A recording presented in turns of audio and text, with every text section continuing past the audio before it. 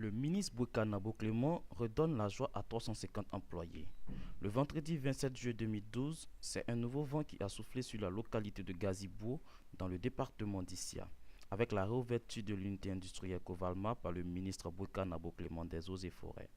Au total, ce sont 350 employés qui étaient au chômage depuis 18 mois, du fait de la fermeture de Covalma Industrie pour des raisons de non-respect de la réglementation forestière en vigueur.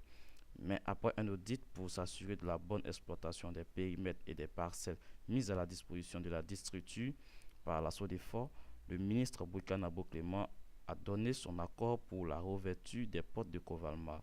Aux employés et à la population de Gazibou, le ministre a martelé ceci: Je suis venu annoncer la réouverture de Covalma Industrie.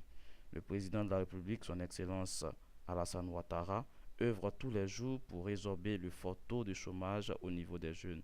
Et ce n'est pas nous qui allons priver les jeunes de travail. En tout cas, sachez que Covalma vivra. Il a poursuivi son propos en demandant aux opérateurs du secteur bois en Côte d'Ivoire de se mettre en règle vis-à-vis de la législation ivoirienne.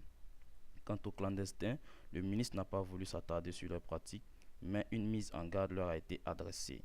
Il est important de notifier que la nouvelle Covalma de Gazibou est dirigée par un Ivoirien en la personne de M. Assalé Abassan, en remplacement d'un expatrié.